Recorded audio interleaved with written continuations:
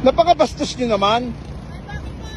Nagpapatuyo kami ng palay, dito pa kayo nagparada. Ayan o. Sobra naman kayo. Bakit naman kayo ganyan? Bakit? Ano problema mo?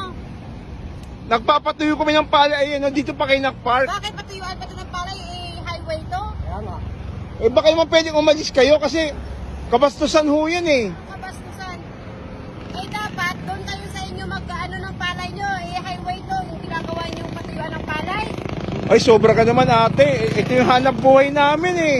Hanap buhay nyo dapat doon kayo sa kalsada na Kalsada naman to oh. O tama to, kalsada to, di ba? Ayan o. Kayo ano, tinan mo. Wala ba kayong mga mata? Tinan nyo. Isang linya ng kalsada yung ano nyo. Eh? Nyo na oh.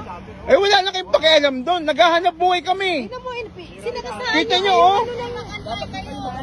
Uy, masyado Oh. naman ho yata kayo mata pobre. Konting respeto lang ho sa magsasaka.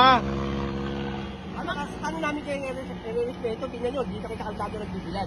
Wala ka ng pakialam doon kung sa kalsada kami nagbibilad. Oh. Grabe naman itong mga tao na. Yan ang hirap sa inyo, porket mayaman kayo, di kotse kayo. Ganyan kayo magsalita. Kasalanan naman namin na maging mahirap kayo. Kasalanan nyo, ayan o, nagpapatuyo kami ng pali, ayaw nyo tanggalan sa sakyan nyo. Ano yun, pinahike yung ano yung kotse nyo. Tinan mo oh. Inaantay lang kami. Dapat doon kayo sa ano na walang nakaano na palay. O bakit? Kayo, ano naman ginagawa ninyo? Hindi nyo nirespeto ang palay. Di ba kayo kumakain ng Sobra, bigas? no? Palay yan, bigas yan. Kahit kalsada to. Sobra naman kayo. Respetuhin ninyo yung palay. Pagkain yan. Huwag ka magkakalita. Okay, tamo, grabe ka pa mga lipusta. Mukha nga mo matanda ka. Pagsabihan mo yung kasama mo sa likod ha. Grabe kayo magsalita.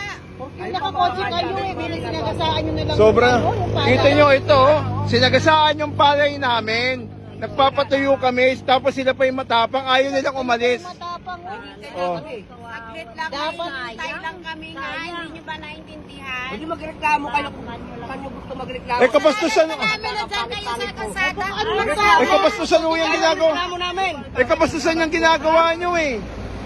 Kalsada kayo ha. Hindi yan patuyuan. Ay dapat doon kayo sa unahan. Hindi nyo sinasadiraan yung palay. Tama, doon kayo sa unahan. Kain. Sobra mo, oh, kita nyo oh, kita yung ginagawa nila dito sa amin oh. Okay ka nag-isip kung anong tinatapakan ninyo. Pagkain yun. Video pa kayo dyan. O siyempre. Ebidensya namin ito, magre-reklamo. Magre-reklamo kami. Kita yung ginagawa nyo, sobra naman eh, wala naman sa ayos yun eh. Hindi kayo marunong maawa sa amin, ito ng pinagkakitaan na namin, ito pinaghanap buhay namin ho. Baka pwedeng umalis na ho kayo. Baka pwedeng umalis na ho kayo. Antay na kayo.